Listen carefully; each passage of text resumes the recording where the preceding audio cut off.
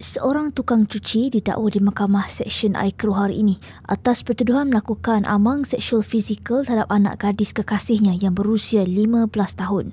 Tertuduh Tay Kok Seng, 51 tahun, mengaku tidak bersalah sejurus 3 pertuduhan dibacakan secara berasingan di depan Hakim Hadriah Siri dan Hakim Rohatul Akmal Abdullah. Bagi pertuduhan di hadapan Hadriah, tertuduh didakwa melakukan amang seksual fizikal terhadap mangsa yang ketika itu berusia 14 tahun bagi tujuan seksual. Sementara itu di hadapan Rohatul Akmal, tertuduh yang menetap bersama kekasihnya sejak 3 tahun lalu berdepan 2 pertuduhan melakukan perbuatan sama terhadap mangsa yang sama.